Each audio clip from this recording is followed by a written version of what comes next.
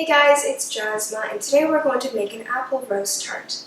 Now this is a perfect dessert for any occasion when you want to impress your friends and family because it's a very elegant dessert that's visually appealing and very delicious as well. It does take a little bit of time to make because the apple roses has to be rolled up individually, but the final product is most definitely worth it. We're going to make a pie crust, fill it with some silky smooth custard cream, and bring it all together with these apple roses. So let's get started.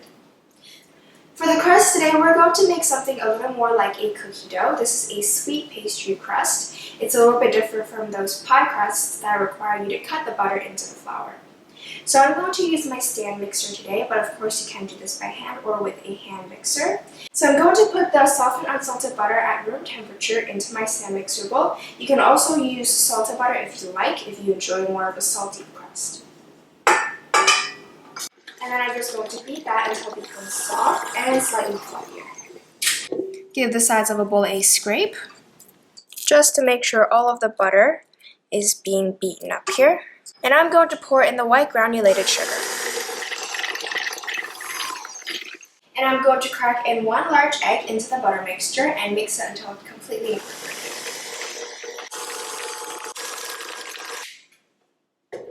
Now that the egg is incorporated into the butter mixture, I'm going to quickly combine the salt with the all-purpose flour and then add it into the butter.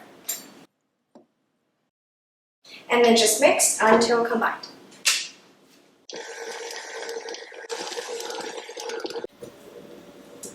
Now that the dough has come together, I'm going to take it out and then place it onto a sheet of plastic wrap. Try not to overmix the dough, but this will be quite soft.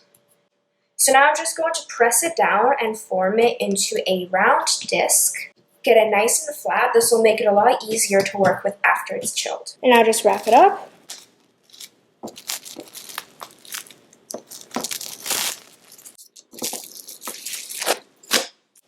So now into the fridge this goes for 20 to 30 minutes until it is nice and firm.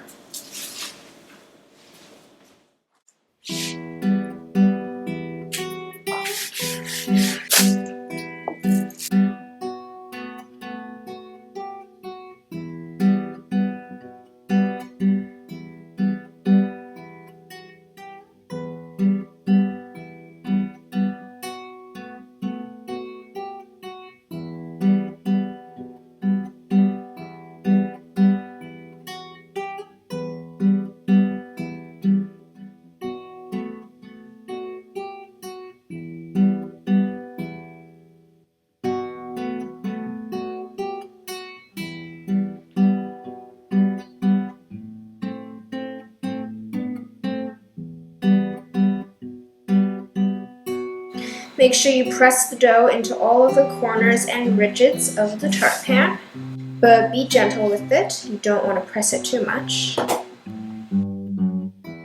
Poke the bottom of the tart with a fork to create holes to allow any air pockets to escape while it's baking.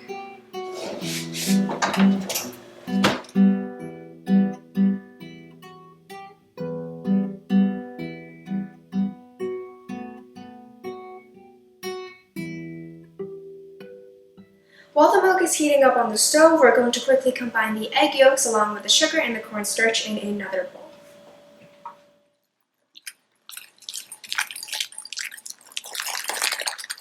Make sure that you mix everything until there are no more clumps of cornstarch.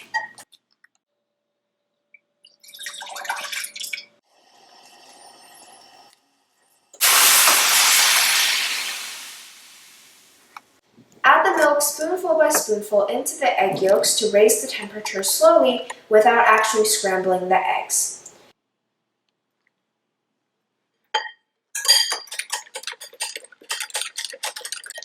Keep stirring until the milk is fully incorporated with the yolks, then pour the mixture back into the pot. Bring everything onto the heat and cook on medium-low, and keep stirring so that the yolks do not scramble. This would cook the egg yolk so that it is safe to eat.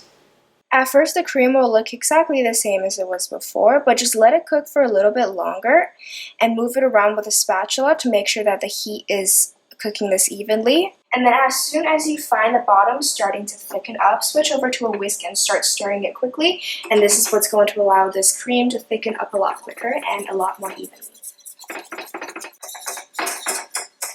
Be sure not to overheat or the egg yolks may separate from the milk mixture and instead you'll get a lumpy mixture. Now that the pastry cream is ready and cooked, we're going to pass it through a sieve into another bowl, and then we're going to combine it with the rest of the ingredients. Now we're passing it through a sieve to make sure it's nice and smooth. You can choose not to do this, but it's best if you do. It comes out with the best results. And also try to do this while it's still nice and warm.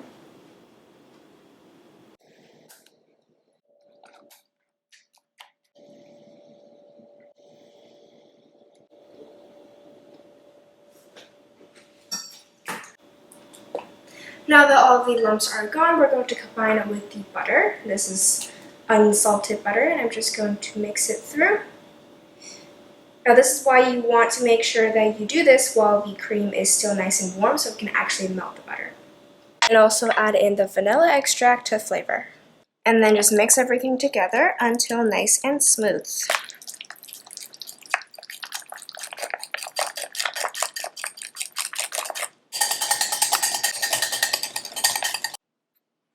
Everything is now smooth and combined, so cover it with some plastic wrap and place it into the fridge for it to chill. Make sure the surface of the plastic is touching the custard. This prevents it from forming a weird layer of skin.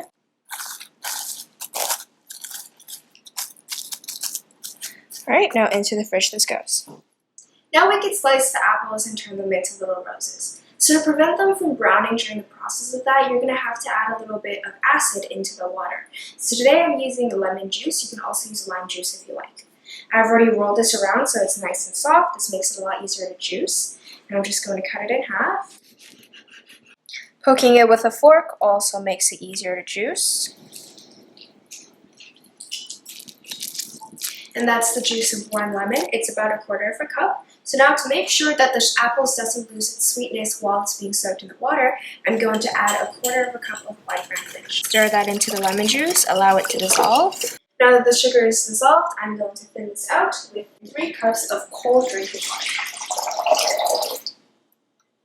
Now that the lemonade is ready, just set it aside and we're going to work on the apples. So when you're shopping for apples, try to find ones that are nice and red. Mine are apple pink ladies. They have a nice and red skin. And I'm not going to peel it because I want the red to show to make them look more like roses. These are already washed and dried, and I'm going to core it with an apple core.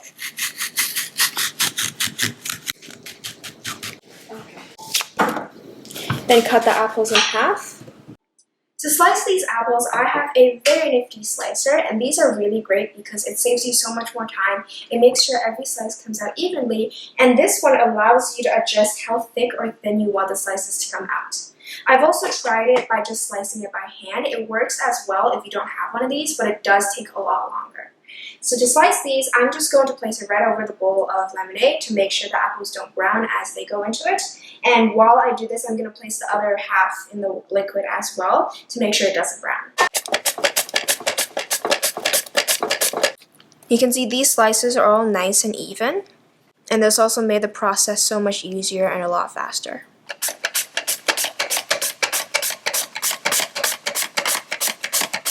When sliced, make sure to move the apple around in the lemonade mixture to make sure they're all coated. This way it won't brown. But be careful, try not to break or snap the pieces of apples since they are quite thin and delicate. Now that all 3 apples are sliced, I'm going to place it in the microwave for 3 minutes for it to cook a little bit. And what this is going to do is soften up the apples without actually making it brown. For example, if you put it in the oven, that might change the colors of the apple, and you won't want that. So putting it in the microwave allows it to soften up very slowly and gently without actually damaging the color and shapes of the apples. The apples are all nice and cooked now. About halfway through, you want to give it a stir if you have a lot of apples, just to make sure everything is cooked nice and evenly. And you know it's ready when you can take out a slice and it's nice and bendy and flexible, and you're able to roll it up into a little roll there. Alright, once that is done, you want to very quickly just strain out the water from the apples to make sure they do not lose any more of its sweetness and flavor, and that the color of the peel doesn't bleed into the rest of the apples. While I'll allow the apples to drain a little more, I'm going to fill my tart crust with the custard cream that we've been chilling for a while now. You want to give it a stir before actually putting it in to make sure it's nice and smooth again. Alright, once that's done, just pour it into the shell. Just spread it out till it's nice and even.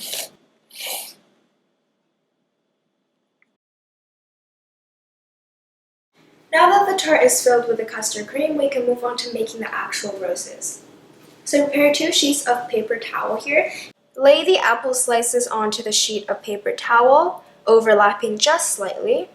And you want to alternate the shapes of the slices. This makes it a little bit more realistic once you roll it up. Then fold the paper towel over, press it down to soak up any extra moisture. You don't want this to make the tart soggy. Then flip it vertically. And roll the rose up where you started, laying down the apple slices. Make it a little bit tighter at the base of the rose. Once finished, you can loosen up the petals just slightly to make it a little more realistic and make it a little bit bigger as well. Just place the rose into the custard cream and press down slightly so it doesn't move. Try and alternate sizes between the roses as well. Make bigger ones and then fill the empty spaces with smaller ones. Don't make them all the exact same size. I feel like it would be more interesting to look at if it was bigger roses and smaller ones.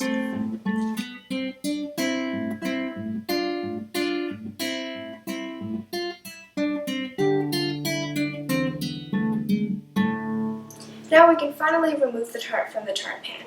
Now I would suggest you to refrigerate this for a little while before actually removing it so that the custard cream can firm up as well as the tart shells. So to remove it, I have a cup here, and since this is a removable bottle, I'm just going to place it on top of that and slowly push down. You can see the tart is nice and intact, and you want to be careful. I have my cake lifter, and I'm just going to slowly slide it underneath the tart. And transfer it over to a platter. Once again, be gentle here, try not to break the crust. As a garnish, I'm going to be using some fresh mint leaves. I have them growing in my garden, but you can also find fresh ones in a supermarket.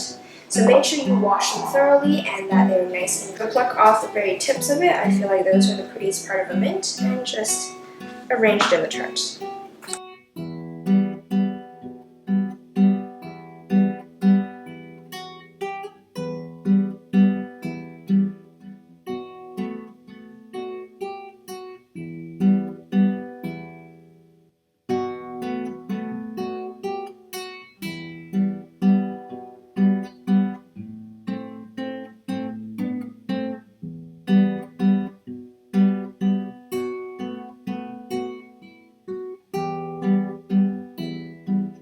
That's how you make this apple rose tart. You can see this looks very pretty and elegant and would be perfect for any occasion. It's also easier if you get lots of people involved, especially kids, since this is more of a craft kind of dessert. And you can also choose to make them into individual tarts. It would be easier to share between friends and family. So I really hope you can try this out. Thanks for watching, and see you guys next time. Bye!